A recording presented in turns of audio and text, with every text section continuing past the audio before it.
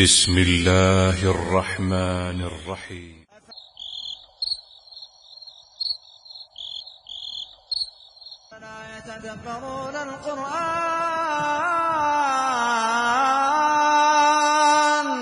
أفلا يتدبرون القرآن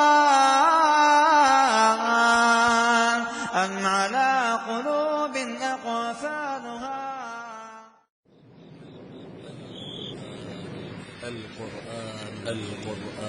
القرآن الكريم كتاب أنزلناه إليك مبارك ليدبروا آياته وليتذكر أولو الألباب. أنزلناه إليك مبارك ليدبروا آياته نازل کی ہے بابرکت ہے تاکہ لوگ اس کی آیتوں میں غور کریں اور بسم الله الرحمن الرحيم. الرحمن علم القرآن خلق الإنسان علمه البيان الشمس والقمر بحسبان والنجم والشجر يسجدان. بسم الله الرحمن الرحيم. إن الحمد لله نحمده ونستعينه ونستغفره ونعوذ بالله من شرور أنفسنا ومن سيئات أعمالنا من يهده الله فلا مضل له ومن يضلله فلا هادي له وأشهد أن لا إله إلا الله وأشهد أن محمدا عبده ورسوله. يا أيها الذين آمنوا اتقوا الله حق تقاته ولا تموتن إلا وأنتم مسلمون. يا أيها الناس اتقوا ربكم الذي خلقكم من نفس واحدة وخلق منها زوجها وبث منهما رجالا كثيرا ونساء واتقوا الله الذي تساءلون به والأرحام إن الله كان عليكم رقيبا. يا أيها الذين آمنوا اتقوا الله وقولوا قولا سديدا يصلح لكم أعمالكم ويغفر لكم ذنوبكم ومن يطع الله ورسوله فقد فاز فوزا عظيما. أما بعد فإن خير الحديث كتاب الله وسلم وشر الأمور محدثاتها وكل محدثة بدعة وكل بدعة ضلالة وكل ضلالة في النار. فاعوذ بالله السميع العليم من الشيطان الرجيم. بسم الله الرحمن الرحيم. والحب ذو العصف والريحان فبأي آلاء ربكما تكذبان. خلق الإنسان من صلصال كالفخار وخلق الجان من مارج من نار فبأي آلاء ربكما تكذبان. رب المشرقين ورب المغربين فبأي آلاء ربكما تكذبان. مرج البحرين يلتقيان بينهما برزخ لا يبغيان فبأي آلاء ربكما تكذبان. يخرج منهما اللؤلؤ والمرجان فبأي آلاء ربكما تكذبان. وله الجوار المنشآت في البحر كالأعلام فبأي آلاء ربكما تكذبان. كل من عليها فان ويبقى وجه ربك ذو الجلال والإكرام فبأي آلاء ربكما تكذبان. يسأله من في السماوات والأرض كل يوم هو في شان فبأي آلاء ربكما تكذبان. محترم دوستو، ساتھیوں، بھائی اور بہنوں، یہ سورہ رحمان کی تفسیر کل شروع ہوئی تھی اور آیت نمبر 13 تک ہم پہنچے تھے، جس میں رب العالمین نے طرح طرح کی نعمتوں کا تذکرہ کیا. والحب ذو العصف والریحان، اور اللہ نے تمہارے غذا کے لیے پیدا کیا ایسے ایسے اناج اور غلے جس کے اوپر کور چڑھا رہتا ہے، کور چڑھا رہتا ہے. اللہ اکبر. اور بھوسیاں اس میں ہوتی ہیں، والریحان، اللہ تعالیٰ نے طرح طرح کی خوشبو تمہارے لیے پیدا کیا. ریحان، الریحان، ریحان خوشبو کو کہتے ہیں. اللہ رب العالمین نے خوشبو والے پھول، خوشبو والے درخت، خوشبو والے تنے، پتہ نہیں کیا کیا چیزیں اللہ نے پیدا کی ہیں. حیرت ہوتی ہے کہ کبھی انسان گزرے چلے جہاں پھول کی جگہ سے تو طرح طرح کی اس میں خوشبو آتی ہے. اور بڑی حیرت کی بات ہے، سری نگر میں ایک مرتبہ ایسے نشاط پارک کی طرف لوگ لے کے جا رہے تھے، سری نگر سے نشاط پارک کی طرف سے ایسے گاڑی جا رہی سلو سلو دھیرے دھیرے. اوپر جب کچھ گئے تو راستے میں ایسا بہترین کی خوشبو معلوم پڑتا ہے، کہیں ٹکے کباب جو پھول مچھلیات بھنی جاتی ہیں نا تو اس کی خوشبو آ رہی ہے. تو یہ میں نے سمجھا کہ شاید کہ کچھ تفریح کرنے والے گھومنے والے لوگ ہوں گے، یہ گھوم رہے ہیں، لیکن کافی دور تک چلے گئے، خوشبو برابر آ رہی تھی. تو میں نے لوگوں سے پوچھا کہ یہاں لوگ تفریح کرنے کے لیے آتے ہیں، اوپر یہاں وادیوں میں کہیں کچھ مچھلیات ٹکے کباب بنتے ہیں کیا؟ کہا نہیں. میں نے کہا خوشبو کس کی؟ کہا یہ یہاں جو درخت ہیں پھول کے ان کی خوشبو ہے. اللہ اکبر. تو اللہ تعالیٰ نے بہت بڑی بڑی نعمتوں میں سے ایک نعمت اللہ نے یہ بھی ہے کہ ہم نے تمہارے لیے خوشبو کا انتظام کیا، درخت پیدا کیے. رات کی رانی صرف رات ہی میں وہ کھلتا ہے اور رات ہی میں خوشبو صبح سے ختم ہو جاتا ہے. اب واقعی انسان کو کبھی ایسے علاقے میں جانا پڑے، بیٹھنا پڑے، تب اندازہ لگتا ہے کہ کیا کیا نعمتیں ہیں. اللہ نے فرمایا میرے بندو، انسان اور جنوں ذرا بتاؤ، فَبِأَيِّ آلَاءِ رَبِّكُمَا تُكَذِّبَانِ، اپنے رب کی کن کن نعمتوں کو تم جھٹلاؤ گے؟ کوئی ایک نعمت تو جھٹلا سکتے ہو نا. مولانا مسلم رحمۃ اللہ علیہ جو ہندو سے مسلمان ہوئے تھے، جھمکاوی، بڑے تاریخی آدمی ہیں، یہ بہت بڑے. جنہوں نے کتاب لکھی دیوان گلشن ہدایت، تو انہوں نے دعوت و تبلیغ اپنے اشعار کے ذریعے کیا.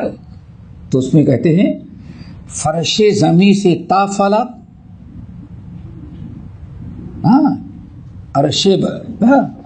فرش زمیں سے تا فلک اور آسماں سے عرش تک، دیکھا اٹھا کر جب پلک تجھ بھی نہیں کوئی ملا، کہ داہنے باہیں نظر اور پیش پس زیر و زبر، ہاسو یہی ہے جل وگر کہ تجھ بھی نہیں کوئی میرا. بڑی زبردست کتاب. یہ تو زمانہ بدل گیا، ورنہ آج سے تقریباً 60-70 سال پہلے تک جب علماء کی کمی رہتی تھی تو گاؤں کے لوگ اکٹھا ہو جاتے تھے اور یہی کتابیں اکٹھا کر کے لوگوں کو سنائی، تبلیغ ہوتی تھی اس کے ذریعے. دیوان گلشن ہدایت، قاطعۃ تو حجت الفجار، یہ سب بڑی زبردست کتابیں تھیں ان کی. تو یہی کتابیں جو ہوتی تھیں، ایک اردو پڑھنے والا اچھی آواز والا رات کو اکٹھا ہوتے گاؤں میں، مرد عورت سب، اور یہی کتاب لا کر کے پڑھتا تھا، جیسے آج ہمارے یہاں اجلاس عام ہوتا ہے. تو ان کتابوں کے ذریعے تبلیغ کی جاتی تھی. تو یہی ہے کہ کتنی آیتوں کا انکار کرو گے. فَبِأَيِّ آلَاءِ رَبِّكُمَا تُكَذِّبَانِ، ہمیں کیا پڑھنا چاہیے؟ لَا بِشَيْءٍ مِّن نِّعَمِكَ رَبَّنَا نُكَذِّبُ فَلَكَ الْحَمْدُ، یہ دعا پڑھنی چاہیے. خلق الانسان من صلصال، انسان کو پیدا کیا، انسان کو پیدا کیا ایک سلسلہ، ایک مٹی سے، مٹی، سڑی ہوئی مٹی دیکھیں، مٹی کو رکھ دیا جائے پانی میں تو کبھی کبھار اس کے اندر بھی ایک قسم کی خمیر جیسے وہ بھی پھولتی ہے اور پھر اس کے بعد سوکھتی ہے. اللہ نے فرمایا جب انسان کو اللہ تعالیٰ پیدا کرنا چاہا تو جبرائیل امین کو بھیجا. جبرائیل امین گئے. اللہ نے فرمایا کہ جبرائیل دنیا زمین پر جاؤ اور جتنی قسم کی مٹی ہوتی ہر مٹی کا تھوڑا تھوڑا حصہ لے کے آؤ. کالی، گوری، سفید، سرخ، سخت، نرم ہر قسم کی زمین لے کے اور سب کو ملایا. اس کا سمجھتا کیسے کوئی چیز بنانے تو پہلے مٹی کو پانی میں ملاتے گار ہے نا. اب یہ تیار کیا، یہ ہو گئی نا، یہ سلسال ہو گئے نا، وہ گیلی مٹی. پھر یہی گیلی مٹی جب سوکھ جاتی ہے تو فخار ہو جاتی ہے، بالکل خنخناتی اور کڑک ہو جاتی ہے. ہاں بنے مٹی کے برتن ذرا دیکھو، بلکہ وہی آواز ہی اس کے اصلی اور نقلی ہونے کی کیا ہوتی ہے؟ دلیل ہوتی ہے. مٹی برتن اچھا ہے یا خراب وہی ٹھوک کر کے لیتے ہیں. اللہ نے فرمایا کل فخار، ایسی ہو گئی تھی کہ بالکل خنخناتی ہوئی مٹی ہو گئی تھی. اللہ تعالیٰ نے اس طرح سے انسان کو پیدا کیا. ذرا دیکھو، اگر سوچے کہ ہماری پیدائش، ہمارا وجود کہاں سے ہوا، کیسے ہوا، آج انسان کبھی اس پر غور فکر نہیں کرتا اور اللہ تعالیٰ اس نعمت کو کبھی یاد نہیں کرتا. وَخَلَقَ الْجَانَّ، اور جنوں کو بھی پیدا کیا، مِن مَارِجٍ مِن نار، شعلہ مارنے والی آگ سے. مارج وہ جو شعلہ اٹھتا ہے نا اس کو مارج کہتے ہیں. وَخَلَقَ الْجَانَّ مِن مَارِجٍ مِن نار. صحیح مسلم کی حدیث، اللہ کے رسول نے فرمایا لوگوں تم کو اللہ نے مٹی سے پیدا کیا، انسان کو مٹی سے، جنوں کو آگ سے، فرشتوں کو نور سے. 3 مخلوقات کے بارے میں ان کو اللہ نے اس طرح سے، ان کی اصلیت کیا ہے؟ مٹی، اس لیے انسان کو مٹی کا پتلا بولتے. مٹی، آگ اور نور. نور سے فرشتوں کو بنایا، آگ سے شیطان کو بنایا، اور مٹی سے انسان کو بنایا. باقی ساری مخلوقات کو اللہ نے اپنے کلمے کن سے بنایا، کن فیکون. فَبِأَيِّ آلَاءِ رَبِّكُمَا تُكَذِّبَانِ. انسانوں اور جنوں بتاؤ تم اپنے رب کی کن کن نعمتوں کا انکار کرو گے. رب کا کمال ذرا دیکھو، رب المشرقین و رب المغربین. رب المشرقین و رب المغربین، اللہ تعالیٰ ہی کی ذات مشرقین کا بھی مالک ہے اور مغربین. قرآن پاک میں 3 قسم کے الفاظ آئے ہیں، رب المشرق والمغرب، رب المشرقین والمغربین، رب المشارق والمغارب. واحد ایک کے لیے، تثنیہ یعنی 2 کے لیے، اور جمع کے لیے. رب المشرق، رب المشرقین اور رب والمغارب. دونوں مشرق کا اور دونوں مغرب کا. رب المشرقین و رب المغربین اور رب المشرق والمغرب، رب المشارق والمغارب. وجہ کیا ہے؟ مغرب کہتے ہیں غائب ہونے کی جگہ، غروب ہونے کی جگہ، اور مشرق کہتے ہیں شرق سے پھاڑ کر کے نکلنے کی جگہ. مغرب غروب ہو جانے، چھپ جانے کے معنی مغرب وہ جگہ جہاں کوئی چیز غائب ہو جائے، اور مشرق جہاں سے نکلے فار تک کر کے. تو سورج چونکہ مغرب میں غائب ہوتا ہے اور ایسٹ میں آپ دیکھیں گے تو صبح پھاڑتے ہوئے نکلتا ہے، تو اسے اس کا نام کیا پڑ گیا؟ مشرق اور مغرب. اب آپ دیکھیں گے تو دو مشرق ہوتے ہیں اور دو مغرب ہوتے ہیں، دو مشرق اور دو مغرب. آپ دیکھیں کہ مشرق اور دونوں کنارے ہو جاتے ہیں، دونوں کنارے سورج غروب. مشرق یعنی پورے ایسٹ اور ویسٹ کو کیا مشرق اور مغرب پر واحد کسے گا. اور رب المشارق والمغارب. آپ دیکھیں گے کبھی غور کریں تو سردی اور گرمی کے موسم میں سورج ہمیشہ تو نکلتا ہے مغربی مشرق کی طرف، لیکن جگہ بدلتی رہتی ہے. سردی میں کبھی اس کنارے سے نکلتا ہے اور وہی گرمی میں دوسرے کنارے سے نکلتا ہے. اسی لیے اس کا اندازہ ہم کو اور آپ کو نہیں ہے. پرانے لوگ جو چاند دیکھتے تھے سوچتے کہ کون سیزن ہے، چاند کس طرف نکلے گا، تجربہ نہیں ہوگا. اب دیکھو کبھی جانا ہو، اب یہاں تو کھڑے ہو جب پتہ ہے کہ مشرق مغرب ہے، اپنے آپ کھڑے ہو جائیں گے، اور خصوصاً آپ دونوں کے ہاں سمندر کے کنارے تجربہ کرو تو سال میں کتنی جگہ بدلتا ہے.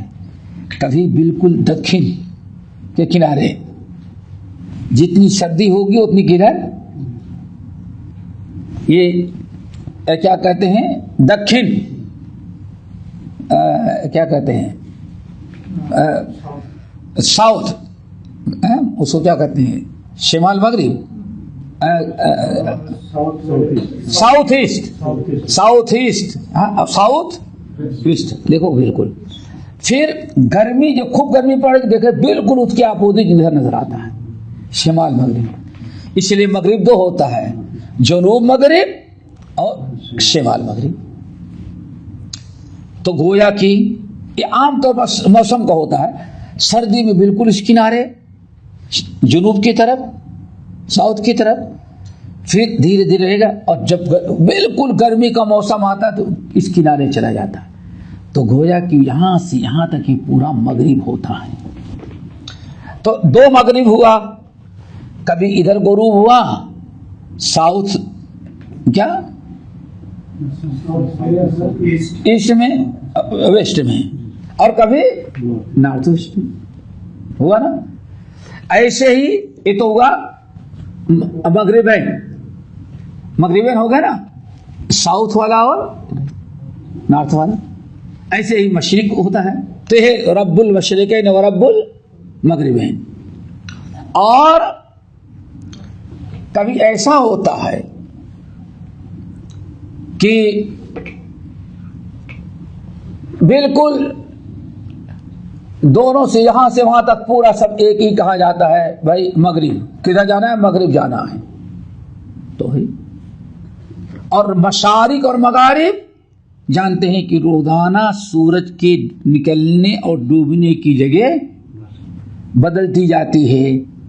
تو اس کا مطلب کیا ہے، اس کنارے سے لے کر اس کنارے تک مشرق اور مغرب. تو اس طرح سے تین الفاظ آئے ہیں، رب المشرق والمغرب، رب المشرقین و رب المغربین اور رب المشارق والمغارب. مطلب یہ ہوتا ہے کہ پوری دنیا کا مالک ہے. اس کا مطلب کیا ہوتا ہے، پوری دنیا کا مالک ہے. کہتے نہیں بھائی، ارے انگریز کیا کہتا تھا، ہمارے حکومت کا سورج نہیں ڈوبتا. مطلب کیا تھا، پوری دنیا پر ہماری حکومت ہے.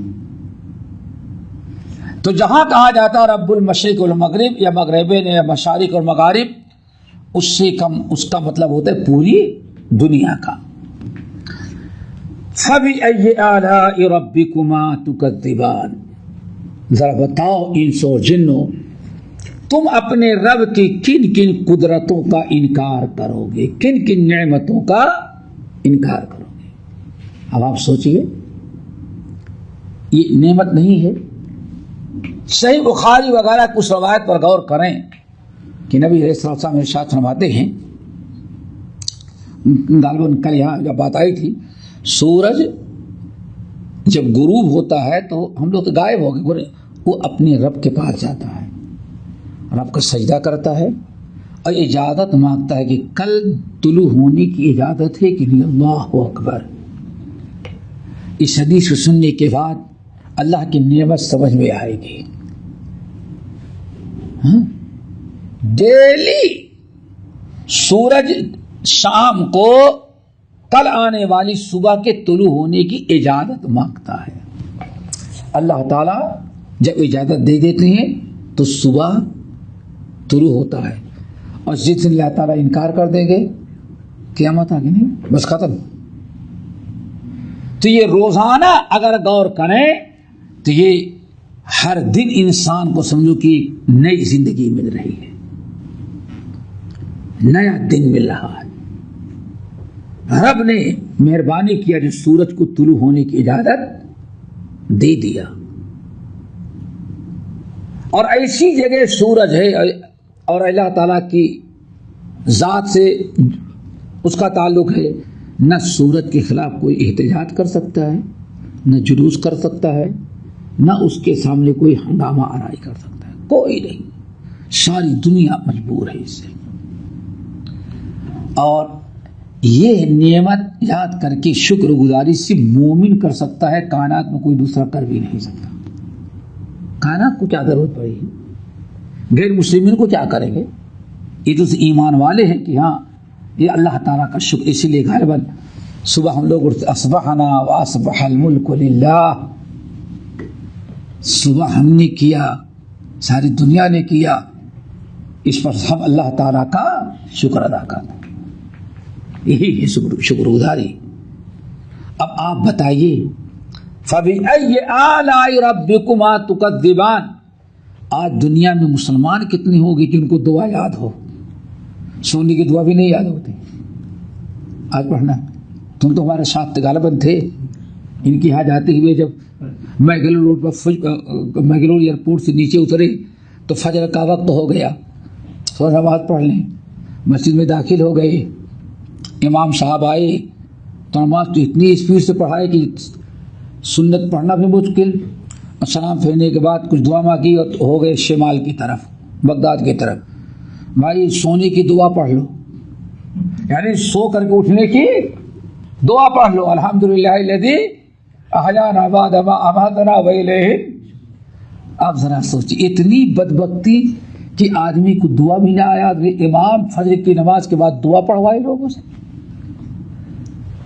یہ ہے انسان کی کمزوری۔ فَبِأَيِّ آلَاءِ رَبِّكُمَا تُكَذِّبَانِ، پیارے نبی کی کتنی اچھی عادت اور کتنا بہترین طریقہ۔ جب آپ رات کو جب بھی نیند کھلتے اٹھتے، اپنے کمرے سے باہر صحت میں آتے، سب سے پہلے ان فی خلق السماوات والارض واختلاف اللیل والنہار لآیات لأولی، ان آیات کو پڑھتے جس میں ربنا ما خلقت ھذا باطلا۔ کتنے لوگ ہیں آج اس سنت کو ادا کرنے والے، اٹھنے کی نوبت ہی نہیں آتی، اور سو کر کے اٹھنا الحمدللہ الذی احیانا بعد ما اماتنا والیہ النشور۔ اب آپ بتائیں کہ کون آج اللہ تعالیٰ کی اس نعمت کی کون سا شکر ادا کر رہا ہے انسان؟ کیا اس نعمت کا پر اللہ تعالیٰ کا فضل و کرم شمار کرتا ہے؟ دعا بھی تک بھی نہیں پڑھ سکتا انسان۔ اور اللہ کیا فرماتے؟ فَبِأَيِّ آلَاءِ رَبِّكُمَا تُكَذِّبَانِ مَرَجَ الْبَحْرَيْنِ يَلْتَقِيَانِ، مَرَجَ الْبَحْرَيْنِ، دو دریائیں مل کر کے بہتی ہیں، دو دریائیں ہیں بہتی ہیں، یلتقیان، آپس میں وہ ملتے ہیں، آ کر کے مل جاتے ہیں۔ کئی مقام پر ہے یہ مفہوم، جس میں ہادہ عذب فرات و ہادہ ملح اجاج، یہ دو دریائیں آ کے ملتے ہیں، ایک کا پانی میٹھا ہے دوسرے کا کھارا ہے، لیکن لا یبغیان، دونوں کا پانی کبھی ملتا نہیں۔ یہ اللہ تعالیٰ کی نعمت۔ آج بھی بہت سارے علاقے ایسے ہیں، ہو سکتا ہے تم لوگ یہاں بھی ہو، ندی بہتی ہے، ندی کے پانی کیا ہے؟ میٹھا ہے۔ ندی بہتی، ندی کے پانی میٹھا ہے، اور لیکن اسی پر جب موجیں آئی دریا کا پانی آ جاتا ہے، اب پانی تو مکس ہو گیا، نیچے پانی میٹھا تھا، اس کے اوپر کیا پانی آ گیا؟ ڈائریکٹ کھارا پانی آ گیا۔ لوگ انتظار کرتے ہیں، تھوڑی دیر کے بعد پانی دریا کا جو واپس چلا جاتا ہے تو پانی اپنی جگہ پر میٹھا ہی میٹھا، تو کوئی فرق آتا ہی نہیں۔ تمہارے بھی شدید ہوں ندی میں، دیکھو کیسے گجرات میں بعض علاقوں میں ایسے ہیں، ہم گئے تو لوگ بتانے لگے کہ صبح 9-10 بجے تک کوئی اس ندی کے پانی نہ پی سکتا ہے، نہ نہا سکتا ہے، نہ دھل سکتا ہے، اتنا نمکی، اتنا کھارا، اتنا کڑوا ہوتا ہے۔ کہتے ہیں انتظار کرتے ہیں تقریباً 9، 9:30، 10 کے درمیان سارا پانی اوپر کا چلا جاتا ہے اور ندی کا میٹھا پانی نیچے ویسے ہی رہتا، کوئی اثر پانی ملاوٹ ہوتی ہی نہیں۔ رب العالمین فرمایا بینہما برزخ لا یبغیان، دو دریائیں ہیں، دونوں آپس میں ملتے ہیں، لا یبغیان، اور لیکن دونوں کا پانی آپس میں ملتا، ایک پانی دوسرے پر غالب نہیں آتا۔ لوگ کہتے ہیں گنگا جمنا کا پانی بھی بہت دور تک، سنگم جہاں ہے الہ آباد کے اندر، سنگم جب ہوتا ہے وہاں تو کشتی جاتے ہیں دیکھنے کے لیے، پانی دونوں کا الگ الگ کلر ہے، بالکل الگ ہے۔ پھر جو وہاں سے ایک ہو جاتی ہے، جب آپ کی مرزا پور اور پھر برات کی طرف چلتی ہے، کہتے ہیں بہت دور تک دونوں کا پانی الگ الگ نظر کلر رہتا ہے، پھر بہت دور آگے جا کر کے ختم ہوتا ہے۔ یہ ساری قدرت اللہ رب العالمین کی۔ کچھ لوگ برما پہلے جاتے تھے، برما تو کہتے ہیں کہ جب برما جاتے تو ہم لوگ ایسے کشتی پر بیٹھتے تھے، تو کشتی والا بتاتا کہ بھائی دیکھیں ادھر کا پانی میٹھا ہے اور ادھر کا پانی کیا ہے؟ بالکل ہذا عذب فرات وہذا ملح اجاج۔ تو یہ سب اللہ رب العالمین کا کرم، اللہ رب العالمین کی نعمتیں ہیں، ورنہ سارا پانی کھاری ہوتا، کھارا ہی ہوتا۔ آج جانتے ہیں آپ لوگ، آج کہتے ہیں کہ ہمارے پاس کنواں ہے، ہمارے پاس کیا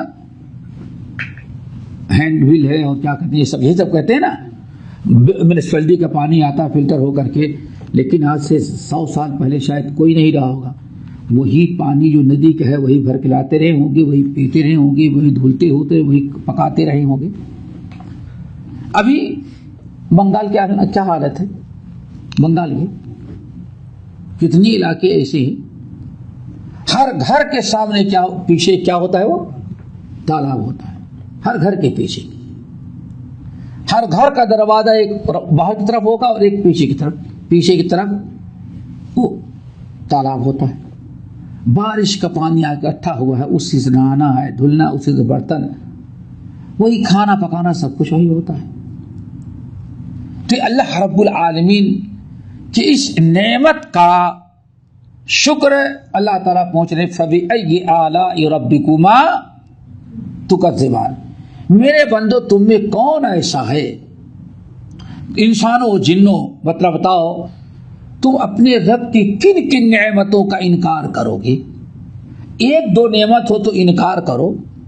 وَأَسْبَغَ عَلَيْكُمْ نِعَمَهُ ظَاهِرَةً وَبَاطِنًا۔ آپ ذرا سوچئے، واللہ بعض اسلاف کے پاس نعمتوں کی بات ہو رہی، ذرا دیکھیں بعض اسلاف کے پاس ایک شخص آیا اور اپنی غربت اور پریشانی کا تذکرہ کیا. صاحب میرے پاس یہ نہیں ہے، یہ نہیں ہے، یہ نہیں ہے، دعا کرتا ہوں اللہ پاتا نہیں، سب کو دیتا ہے، ہم کو کیوں نہیں دے رہا ہے. اللہ اکبر. آج کچھ لوگ ہوتے ہیں جیسے پوچھتے بھائی اتنی دعائیں کر ڈالے لیکن تو اللہ دعا ابھی تک کیوں نہیں قبول کیا. معلوم پڑتا ہے کہ بھائی یہ کفریہ شرکیہ عقیدہ. تو سامنے والے عالم دین نے پوچھا بھائی تم بہت غریب ہو، تمہارے پاس کچھ نہیں ہے. کچھ نہیں، اللہ نے کچھ نہیں دیا، ہم کو پریشان کر کے رکھ دیا دنیا کے اندر. تو عالم دین جو تھے انہوں نے پوچھا سمجھانے کا انداز، کہا دیکھو دو آنکھیں تمہارے پاس ہیں کہ نہیں ہیں؟ اگر کوئی 1 لاکھ تم کو اپنی ایک آنکھ کا دے گا تو آپ آنکھ دو گے؟ نہیں بیچوں گا، ایک آنکھ نہیں بیچوں گا، میں اپنی شکل خراب کروں گا. دیکھو پھر اپنا ایک پیر بیچو گے؟ نہیں، چلو ہاتھ بیچ دو. ایسے جسم کے بہت سارے اعضاء کا تذکرہ کیا. کہا کہ اللہ کے بندے صرف اللہ نے تیرے من پسند تم کو دولت نہیں دیا تو اللہ کی ناشکری کر رہا ہے. اللہ نے کیا دیا ذرا بتا. یہ جسم کے اعضاء کی قیمت لگا تو ذرا دیکھ کہ کتنی بڑی دولت اللہ کے لیے کہ تو بیٹھا ہوا ہے. اتنی پیاری نصیحت کی انہوں نے. ذرا بتا، سوچ بتا، اتنی دولت ہے، ایک آنکھ بیچ ڈالے تو لاکھوں روپیہ ملے. یہ نہیں سمجھاتے کہ اللہ تعالیٰ نے کتنی بڑی دولت دی ہے. صرف ایک چیز تیرے مرضی کے مطابق نہ ملی تو اللہ تعالیٰ کسی کی شکایت کرتا ہے. فَبِأَيِّ آلَاءِ رَبِّكُمَا تُكَذِّبَانِ. اللہ اکبر. پھر يَخْرُجُ مِنْهُمَا اللُّؤْلُؤُ وَالْمَرْجَانُ. اور انہی دونوں دریاؤں سے، دونوں دریا کھارا اور میٹھا، انہی دونوں دریاؤں سے اللہ تعالیٰ نکالتا ہے تمہارے لیے کیا؟ موتی اور مرجان. مونگے اچھی قسم کا پتہ. اب آپ ذرا بتائیں انہی دریاؤں کے اندر پانی میں اللہ نے کیا کیا رکھا ہے. اور اللہ نے یہی کہا اگر اللہ سب ذکر کرتا تو پوچھتا کہ مچھلیاں کہاں سے ملتی ہے تم کو. ہاں سوچو ذرا سا، ساری دنیا کی غذا، کتنے بڑے کاروبار، کیا کیا. یہ تو ہم لوگوں کو نہیں پتا، ساحلی علاقے میں رہنے والوں کو پتا چلتا ہے کہ ہاں کس طرح سے لانچیں ہوتی ہیں اور کتنا بڑا مچھلی کا کاروبار چلتا ہے. سوچو تھوڑا. یخرج منہم اللؤلؤ والمرجان. موتی اور مرجان بہترین قسم کا پتھر نکلتا ہے، اور دنیا میں کوئی سونا بھی اس کا مقابلہ. یہ سب کہاں سے پیدا ہوتے ہیں؟ یہ تو ہے. اور دریا سمندر کے کنارے رہنے والے پتہ نہیں کیا کیا چیزیں اور نکال لیتے ہیں. اور بہت ساری چیزیں نکلتی ہیں نا، جیسے میں نے کہا مچھلی کھانے پینے کے علاوہ پتہ نہیں کیا کیا چیزیں اور نکال لیتے ہیں. جی سب کچھ وہی سے نکلا ہے. وہی سوچو طرح تھا کیا کیا اللہ نے رکھا ہے. یخرج منہم اللؤلؤ والمرجان. اللہ تعالیٰ لولو اور مرجان، موتیاں، ہیرے اور کیا کہتے ہیں بہترین قسم کے پتھر، وہیں سے تم کو نصیب ہوتا ہے دریاؤں کا. اچھا بعض اہل علم کہتے ہیں جو چیزیں دریا میں ہوتی ہیں وہی چیزیں خشکی میں بھی ہیں، تو خشکی والی چیزیں کبھی دریا والی چیزوں کو مقابلہ نہیں کر پاتی. ان کا جو اسٹینڈرڈ ہوتا ہے، ان کا جو معیار ہوتا ہے، ان کی خوشنمائی ہوتی ہے، کہتے ہیں بالکل الگ ہی طرح ہوتی ہے. فَبِأَيِّ آلَاءِ رَبِّكُمَا تُكَذِّبَانِ. کیا خیال ہے؟ گاڑی تو چلا لے رہے ہیں، پیٹرول پر پیٹرول بھر رہے ہیں، مہنگے ہوگا تو شکایت کر رہے ہیں، لیکن کبھی اس پر اللہ کا شکر نہیں، اللہ کا شکر نہیں. گاڑی پر بیٹھنے کی دعا بھی نہیں یاد ہوگی کہ بیٹھو تو کیا دعا. کتنے لوگ ہوں گے، میں سمجھتا ہوں 80 کیا 85%، 90-95% لوگ ہوں گے بس ویسے ہی گاڑی چلا رہے ہیں. کبھی گاڑی پر بیٹھنے کی چلانے کی دعا بھی ان کو یاد نہیں ہوگی سواری کی. تو یہ فَبِأَيِّ آلَاءِ رَبِّكُمَا تُكَذِّبَانِ وَلَهُ الْجَوَارِ الْمُنشَآتُ فِي الْبَحْرِ كَالْأَعْلَامِ. اور اللہ ہی تعالیٰ نے بڑی بڑی کشتیاں، بلند بڑی بڑی کشتیاں بھی تمہارے لیے پیدا کیا جو سمندر ہی میں چلتی ہیں. کل اعلام. اور دور سے دیکھو تو کشتیاں بھی پہاڑ نظر آتی ہیں.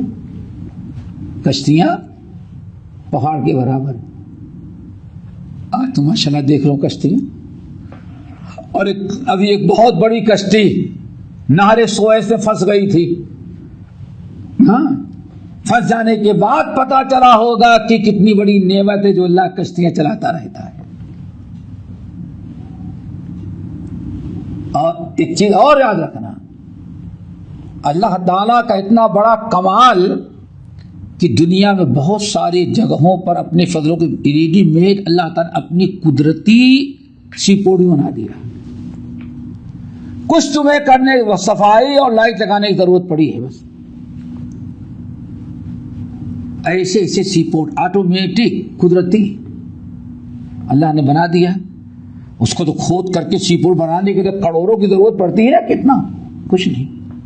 اپنے یہاں چلے جاؤ وشاکھاپٹنم کا، ہاں، جہاں اکبری جہاز وغیرہ سب جاتے رہے، بس بالکل قدرتی ہے. دنیا کے عجائبات میں سے کچھ کرنا ہی نہیں ہے، بس لائٹ لگانی پڑی اور ذرا کچھ ڈیکور کرنا پڑا. باقی سی پورٹ جو ہے وہ ریڈی میڈ. الحمدللہ اپنے ہاتھ ان کے یہاں ہے ماشاءاللہ. رات کو لیٹ جاؤ، سو، خاص طور سے اہل حدیث مسجد جو نئی بنی وہاں کھڑے ہو جاؤ تو رات بھر وہ بڑے سے، ہاں، وہ کیا کہتے ہیں، بیلٹ والا وہ برج بنا دیا ہے. 3-4 کلومیٹر پہلے سے، 7-8 کلومیٹر پہلے سے پہاڑ میں کہیں سے وہ ڈالتے ہیں، کیا پتھر ڈالتے ہیں، اور وہ باقاعدہ اسی بیلٹ پر پتھر آتا ہے. اور سمندر میں چلے سی پورٹ پر جاپانی جہاز کھڑا ہوا ہے، سارا پتھر یا لوہا نکل، لوہا کہاں گرے گا؟ دیکھا ہے نا تمہارے یہاں تو ہے مینگلور میں. حیرت ہوتی، رات بھر آواز آ رہی ہے. اللہ کی قدرت ہے. کچھ نہیں بنانا، پہاڑ سے بس بیلٹ بنانا ہے، ایک برج نما، جیسے پیدل والوں کے لیے کیا برج بنا دیں گے، بس پہاڑ سے وہاں ڈالتے ہیں اور کچا لوہا، اور پھر وہ کہاں چلا جاتا ہے، وہ شپ کے اندر. اللہ یہ ساری اتنے کمالات اللہ نے فرمایا. وَلَهُ الْجَوَارِ الْمُنشَآتُ فِي الْبَحْرِ. سمندر میں اور دریاؤں میں بڑی بڑی کشتیاں چل رہی ہیں، اونچی اونچی. کل اعلام. اعلام علم کی جمع علم کہتے ہیں. علم کے معنی تو آتا ہے وہ کیا کہتے ہیں، جھنڈا، وہ نشانی ہوتی ہے. ویسے پہاڑ اور بلندی کو بھی علم کہتے ہیں چونکہ دور سے وہ نظر آتا ہے. اور اسی سے جھنڈا جو ہوتا ہے اس کو بھی عرب جا کہنے لگے علم. اللہ اکبر. وَلَهُ الْجَوَارِ الْمُنشَآتُ فِي الْبَحْرِ كَالْأَعْلَامِ فَبِأَيِّ آلَاءِ رَبِّكُمَا تُكَذِّبَانِ. تو اپنے رب کی کن کن نعمتوں کا تم انکار کرو گے. لا بِشَيْءٍ مِّن نِّعَمِكَ رَبَّنَا نُكَذِّبُ وَلَكَ الْحَمْدُ. كُلُّ مَنْ عَلَيْهَا فان. کل من علیہا فان. اور جتنی نعمتیں، جتنی مخلوقات تم زمین پر دیکھ رہے ہو، ایک دن وہ بھی آئے گا. کل من علیہا فان. جتنی ساری چیزیں ہیں زمین پر سب فنا ہو جائیں گی. فان، فان ہے نہیں، فنا ہو گئی. انسان بھی، جنات بھی، ساری مخلوقات ختم ہو جائے گی. زمین پوری چٹیل میدان ان قیامت کے قریب. وَيَبْقَى وَجْهُ رَبِّكَ ذُو الْجَلَالِ وَالْإِكْرَامِ. صرف آپ کے رب کی ذات باقی رہے گی.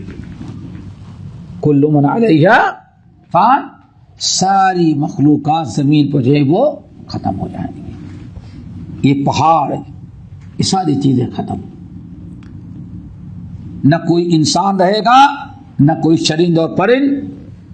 وَيَبْقَى وَجْهُ رَبِّكَ ذُو الْجَلَالِ وَالْإِكْرَامِ، بس اللہ ذو الجلال والاکرام کی ذات باقی رہے گی، بس باقی سب فنا ہو گئے. اللہ تعالیٰ نے پیدا کیا ایک وقت مقررہ تک کے لیے، اور پھر وقت مقررہ آنے کے بعد اللہ تعالیٰ سب ختم کر دے گا. اس لیے بہت سارے اہل علم اپنے ہاں اللہ اکبر، پہلے تو آسان تو سمجھنا، کہتے تھے دنیا جو ہے ایک فنکشن ہال ہے، فنکشن ہے. لوگ شادی کہتے تو فنکشن میں کر رہا ہوں شادی. ذرا دیکھو شادی کی کتنی تیاریاں ہوتی ہیں، یہ وہ، پھر جس دن بارات آنی ہو لائٹنگ، چارپائیاں، کتنے انتظامات. اپنے بچپن کی شادی میں آج تو کچھ ماشاءاللہ سب وہ سب کون مصیبت بول لے وہ شادی ہال بک کرا لو. اس لیے دیہات میں بھی شادی حال ہو گئے، دیہات میں بھی اب شادی حال ہو گئے، جنگلوں میں بھی. نہیں تو پہلے کیا ہوتا تھا، سب گاؤں کے لوگ مل کر کے انتظام. دیکھو کتنے انتظامات ہوئے، اللہ اکبر.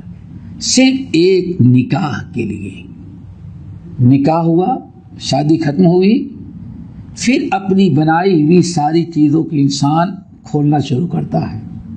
لائٹیں نکال لیا، کرسیاں لپیٹ دی، اور آج فنکشن ہال والوں کو بلائے، بھائی سب لے جاؤ، کام ختم ہو گیا. بنایا ایک خاص مقصد کے تحت، اور پھر مقصد پورا ہونے کے بعد اپنے سے اس نے ختم کر دیا. تو ہمارے اسلاف کہتے تھے لوگوں ان پڑھوں کو سمجھانے کے لیے، ایسے اللہ نے دنیا ایک مقصد کے لیے بنایا ہے، جس دن مقصد پورا ہوگا تو اللہ اپنی ساری دنیا کو ختم کر دے گا. کل من علیہا فان ویبقى وجہ ربک ذو الجلال والاکرام. ہر چیز زمین کی فنا ہونے والی ہے. اب اللہ نے کب تک بنایا ہے؟ انسان، جتنے انسانوں کو جنوں کو اللہ نے پیدا کرنے کا فیصلہ کیا ہے، جب سارے انسان اور جنات پیدا ہو جائیں گے اور اللہ تعالیٰ جب دنیا میں سب کا امتحان لے لے گا، الذی خلق الموت والحیات لیبلوکم ایکم احسن عملا، کہ کون تم میں سے نیک عمل کرتا ہے، کون برا عمل کرتا ہے. ایک امتحان. جب یہ آخری انسان پیدا ہو گئے اور یہ اللہ تعالیٰ کا مقصد پورا ہوا تو بس کل من علیہا فان، ساری چیزوں کو اللہ تعالیٰ فنا کر دے گا. فَبِأَيِّ آلاء ربکما تکذبان. تو میرے بندو ذرا بتاؤ، جواب دو ہمیں. فَبِأَيِّ آلَاءِ رَبِّكُمَا تُكَذِّبَانِ. انسو اور جنوں، اپنے رب کی کن کن نعمتوں کا انکار کرو گے، جھٹلاؤ گے، ناشکری کرو گے. رب کی اتنی نعمتیں استعمال کرتے ہو لیکن پھر بھی رب کا شکر ادا کرنے کے لیے تیار نہیں ہوتے. یہ ساری نعمتیں، ابھی ہم اتنے ساتھی بیٹھے ہوئے ہیں، صرف یہ نعمت آپ لے لیں، فیہا فاکہۃ والنخل ذات الاکمام والحب ذو العصف والریحان. صرف یہی چند نعمتوں کو لے لیں. واللہ مغرب کے بعد سے استعمال اذان سے شروع کیا ہے ہم لوگوں نے، اور جب تک نہیں سوئیں گے استعمال کرتے رہیں گے. اب بتائے کون سا شکر ہم اللہ تعالیٰ کا ادا کر رہے ہیں؟ واللہ میں سمجھتا ہوں، کیا خیال ہے 10% بھی لوگ نہیں ہوں گے جو کھانے کے بعد کی دعا پڑھ کے اللہ کا شکر ادا کرتے ہیں. کیا خیال ہے؟ 10% ہوں گے نا، شاید اور کم ہی ہوں. کون سا شکر اللہ تعالیٰ، کتنی نعمتیں استعمال کر رہے ہو. یہی اصل میں انسانوں کی سب سے بڑی کمزوری ہے جو اللہ تعالیٰ کی ناشکری کرتا ہے. فرمایا فَبِأَيِّ آلَاءِ رَبِّكُمَا تُكَذِّبَانِ يَسْأَلُهُ مَنْ فِي السَّمَاوَاتِ وَالْأَرْضِ. اللہ تعالیٰ ہی سے مانگتے ہیں وہ ساری مخلوقات جو آسمانوں اور زمینوں میں ہیں. اب ذرا دیکھو ایک جملے میں اللہ تعالیٰ نے کیا کیا بیان کر دیا. ہر مخلوق، ہر انسان اور جنات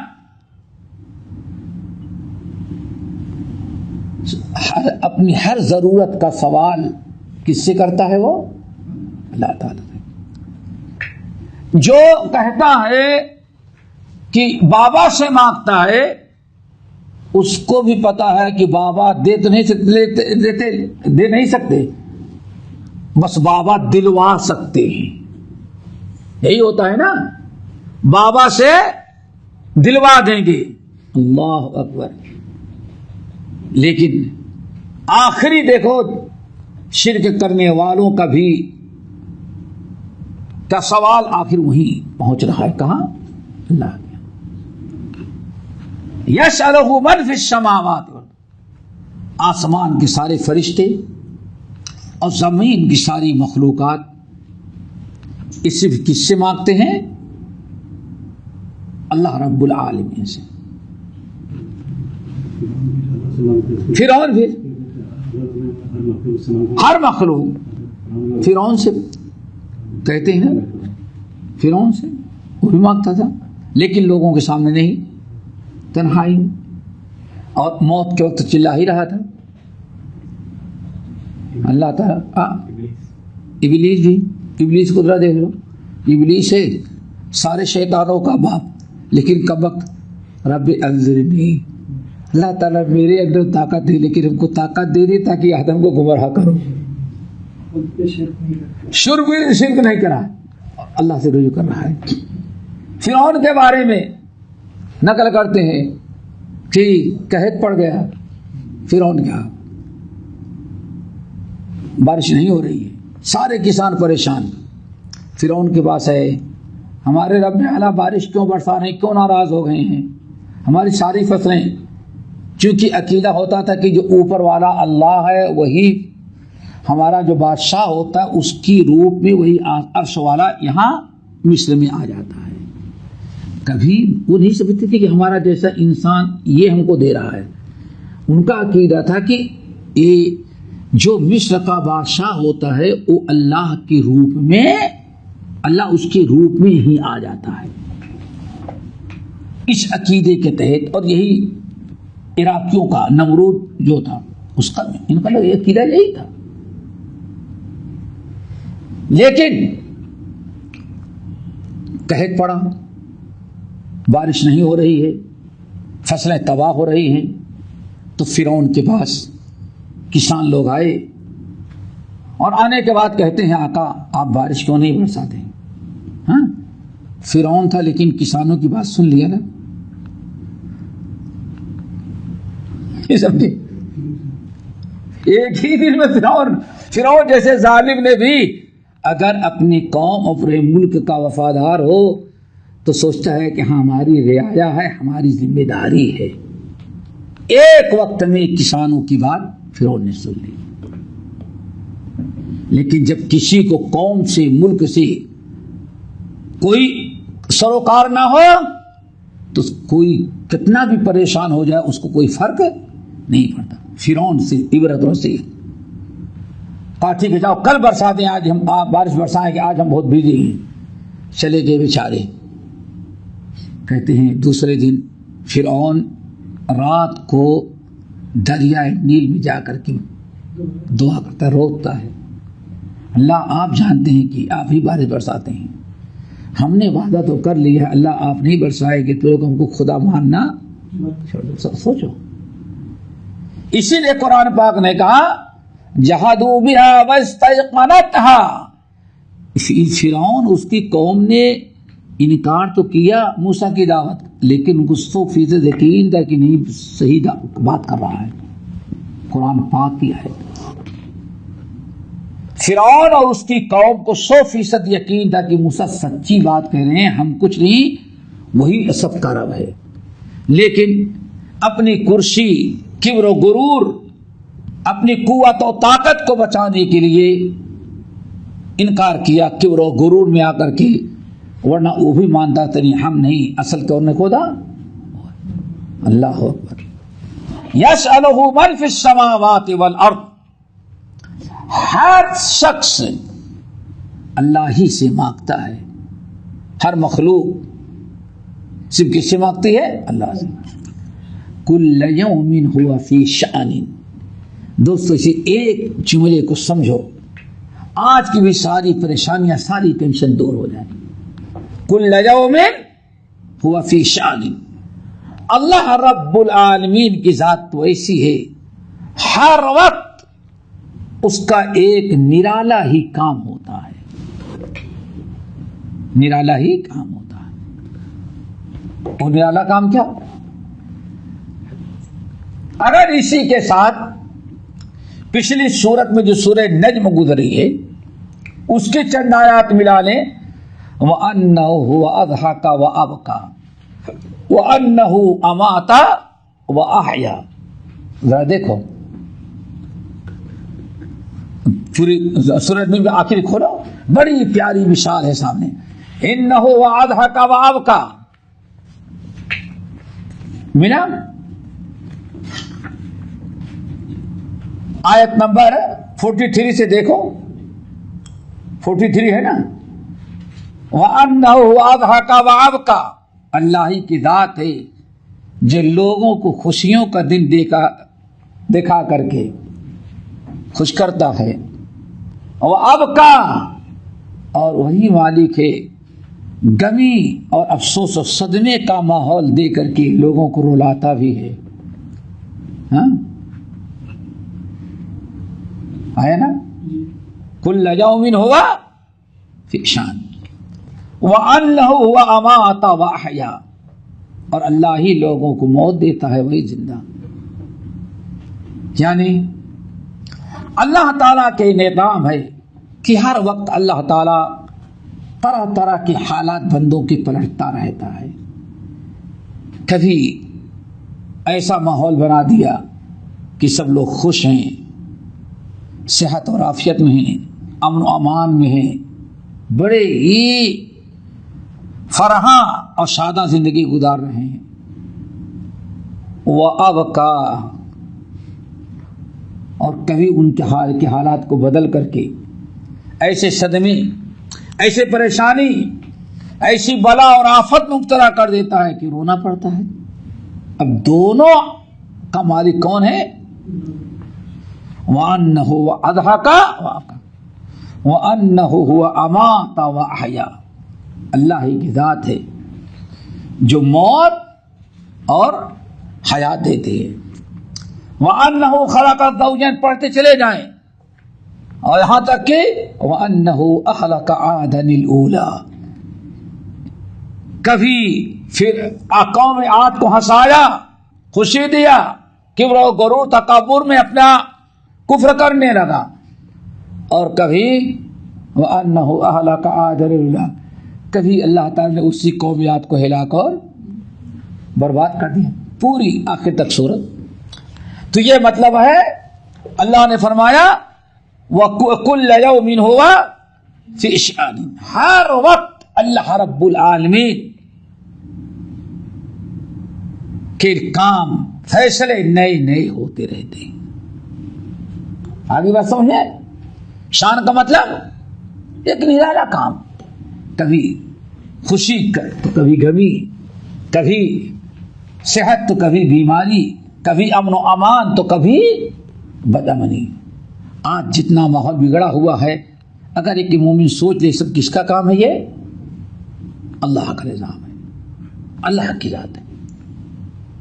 جب 100% یقین ہو جائے کہ اللہ کا کام ہے تو خوشی کا ماحول ملے گا. تو اللہ تعالیٰ سے خوش ہو کر کے دعا کرے گا، اللہ تعالیٰ شکر ادا کرے گا، اللہ تیرا کرم ہے، تو نے ہمیں نوازا، یہ موقع عطا کیا. اور کبھی غمی پریشانی میں ہوگی تو رب کے سامنے روئے گا، گر گڑائے گا، توبہ استغفار کریں. اس لیے فرمایا کل یوم هو فی شأن فبأي آلاء ربکما تکذبان. تو میرے بندو اپنے رب کی کن کن نعمتوں کا شکر ادا کرو گے. یہاں نعمتوں سے مراد اگر آپ غور کریں تو خوشی، فرحت، مسرت، صحت، خوشحالی، مال دولت، اولاد کا ملنا، یہی سب نعمتیں ہیں نا. کہ اللہ فرماتے ہیں کہ کل یوم ہوا فی شأن، جب ہر کام اللہ تعالیٰ ہر وقت نرالا ہی کرتا ہے تو ہم تمام نعمتیں ہم کو ملی ہیں خوشحالی، تو اس پر اللہ تعالیٰ کا شکر ادا کرے. اور اگر پریشانیاں ہیں تو بھی اللہ کا فیصلہ سمجھیں اور اللہ اس ایمان کے یقین کے ساتھ کہ انہ ہوا اضحک وابکا، خوشی اور غمی کا وہی مالک ہے. تو اللہ تعالیٰ سے دعا کریں کہ اللہ تعالیٰ اس پریشانی کو خوشحالی میں تبدیل کر دے، اس پریشانی کو اٹھا لے اور ہمارے حالات کو اچھے کر دے. اگر اور یہی ہے مطلب فبأي آلاء ربکما تکذبان. میرے بندو، اے انسانوں اور جنوں، ذرا بتاؤ تم اپنے رب کی کن کن نعمتوں کا انکار کرو گے. یعنی کتنی نعمتوں کا تذکرہ ہوا. آگے سنفرغ لکم ایھا الثقلان، ان قریب ہم تمہارے درمیان فیصلہ کرنے والے اے بھاری بھرکم دونوں مخلوق. ثقلین کہتے ہیں انسان اور جنات، چونکہ سب سے بڑی مخلوق یہی ہے تعداد. تو اللہ نے فرمایا اے بڑی مخلوق دونوں یعنی انسانوں اور جنوں، ذرا ہوشیار ہو جاؤ. سنفرغ لکم ایھا الثقلان، ان قریب ہم تمہارا فیصلہ کرنے والے ہیں. فارغ ہونے والے ہیں، فارغ یعنی فیصلہ کرنے والے ہیں. اس لیے تمہارا کام ہے کہ فیصلے کی تیاری کر لو. کیا خیال ہے؟ آج کبھی انکم ٹیکس آنے والے ہوں، کیا خیال ہے؟ تو دیکھیں سیٹھ صاحب رات بھر سوتے نہیں. یہی ہوتا ہے نا کہ چونکہ کل انکم ٹیکس والے ہیں، نہیں آج کل بہت بزی ہیں بھی، کیوں انکم ٹیکس والے. اللہ چھپانے کے پیچھے اور بچے کیسے؟ ذرا سوچو کتنی کوشش کرتا ہے انسان، رات بھر جگتا ہے، کیشیئر اور لیبروں کو لے کر کے، کیشیئر جو ان کو لے کر کے بیٹھتا ہے، ساری چیزیں بھول جاتا ہے. اور وہی انسان رب کو جو حساب دینا ہے قیامت کے دن، اس کی کوئی پرواہ وہ نہیں کرتا، کوئی اس کی فکر ہوتی ہی نہیں. تو ہم نے رب کے فرمانے کا مطلب کہ ہاں ذرا غفلت دور کرو اور اپنی تیاری کر لو. اور یہی وہ چیز ہے جس کے بارے میں اللہ نے کیا فرمایا، وَلْتَنظُرْ نَفْسٌ مَّا قَدَّمَتْ لِغَدٍ. ذرا سوچ لو کہ کل قیامت کے لیے تم نے کیا تیاری کر رکھی. یہی مفہوم ہے. اور اسی چیز کی طرف قرآن نے جگہ بجگہ یا ایھا الانسان ما غرک بربک الکریم، یعنی انسان غفلت نہ کرے، کوشش یہ کرے کہ جتنی زیادہ اپنی زندگی اپنے وقت سے فائدہ اٹھا کر کے آخرت کی تیاری کر لے. اللہ تعالی ہم سب کو عمل کی توفیق نصیب فرمائے.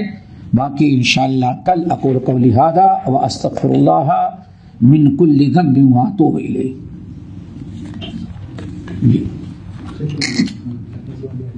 کوئی شخص بے روزگار ہے اور جو ہے اس کی جو بیوی جو ہے وہ اپنے رہنے کے ذریعے جو ہے وہ زکوٰۃ نکالتی ہے. تو جیسے وہ بیوی جو ہے اپنے زکوٰۃ جو ہے شوہر کو دے سکتی ہے، اور اگر وہ دے سکتی ہے تو کیا وہ پورا کا پورا وہ زکوٰۃ استعمال کر سکتے ہیں یا کچھ زکوٰۃ کا کچھ حصہ استعمال کر سکتے ہیں؟ دیکھیں، اگر واقعی شوہر کسی پریشانی میں آ گیا ہے، ہاں سوال یہ ہے کہ ایک عورت صاحب نصاب ہے، اس پر زکوٰۃ فرض ہے، وہ زکوٰۃ نکالنا چاہتی ہے، لیکن شوہر اس کا زکوٰۃ کا مستحق ہے، تو کیا اپنے شوہر کو اپنی زکوٰۃ دے سکتی ہے کہ نہیں دے سکتی؟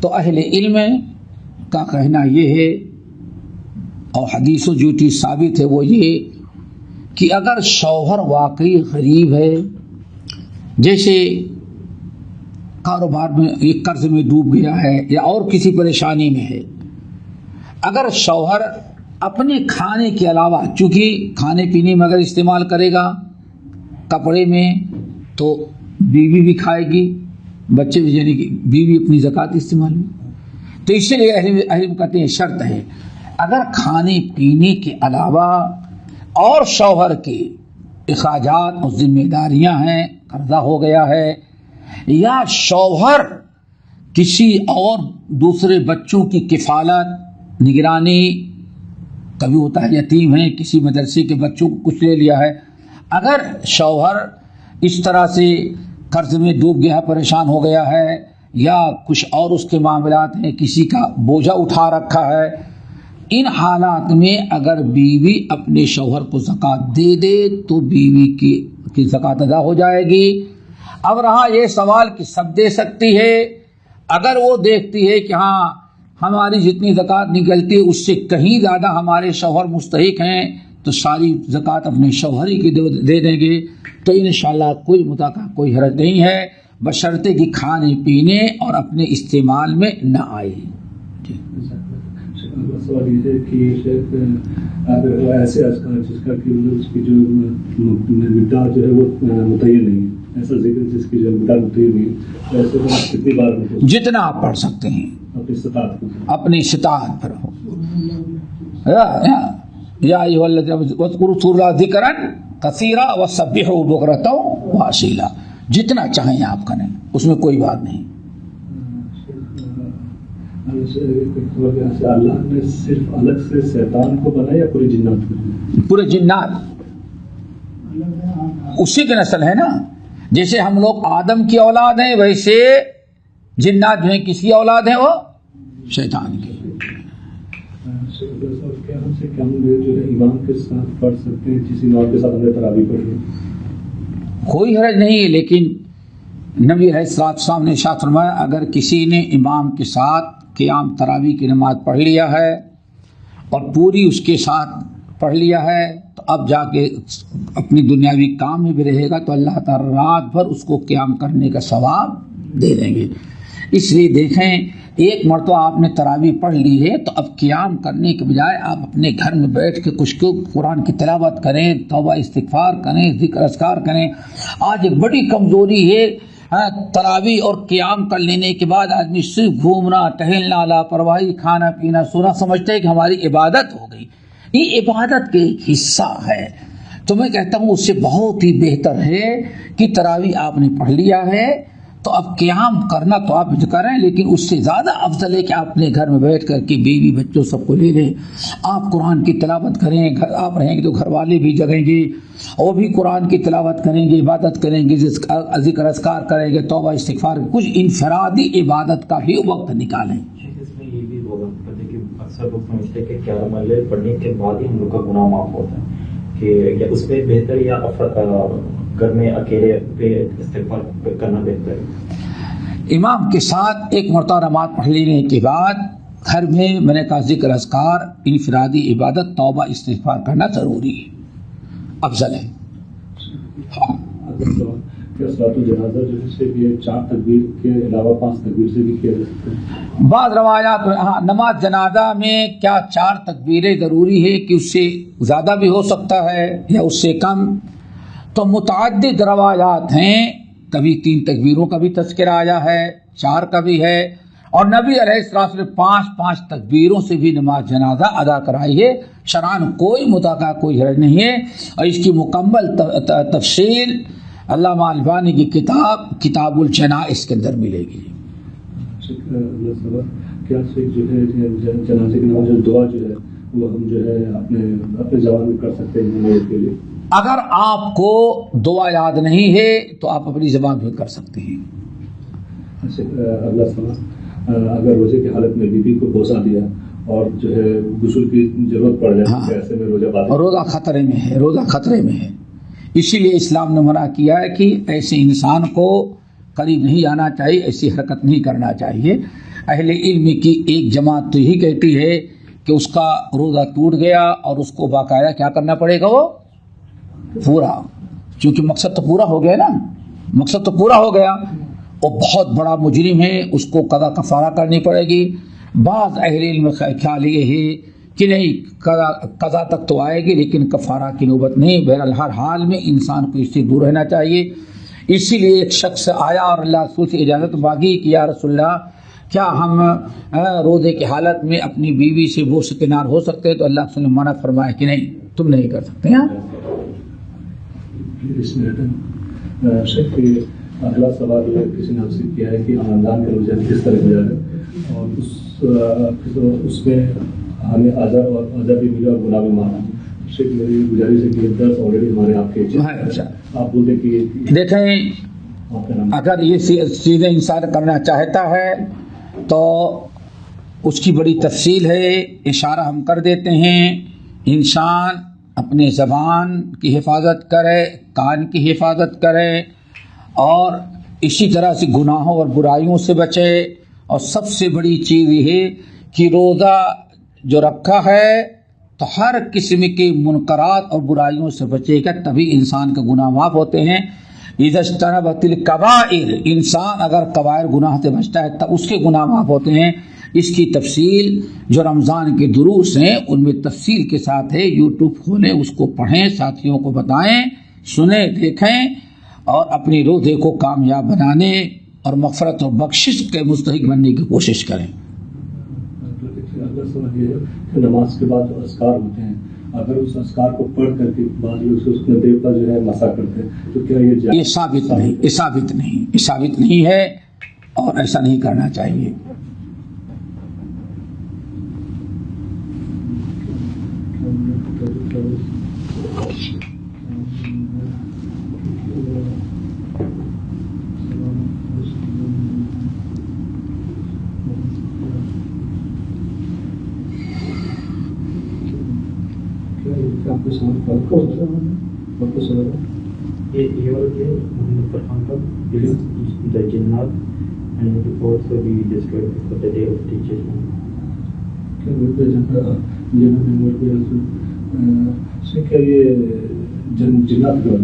جنات کو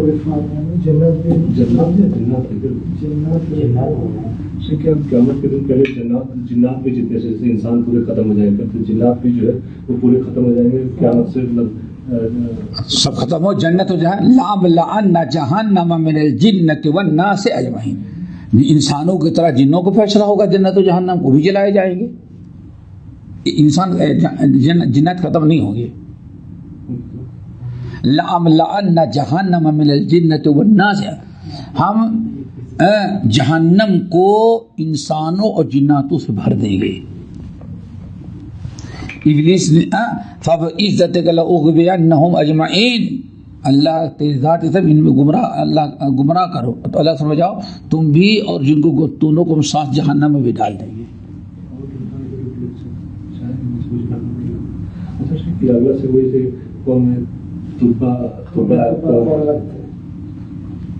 کل بات نہیں آئی تھی. ہاں تو کیا کہا جاتا ہے شعیب علیہ السلام کی جماعت تھی، اسی کو قوم تبع بھی کہتے تھے.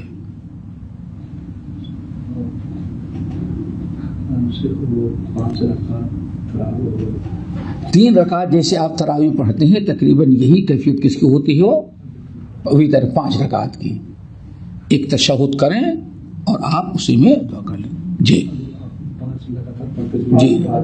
آخر میں تشہد کر لیجیے.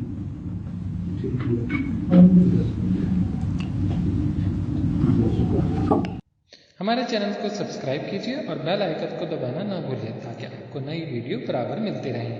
لائک اور شیئر کرنا نہ بھولیے.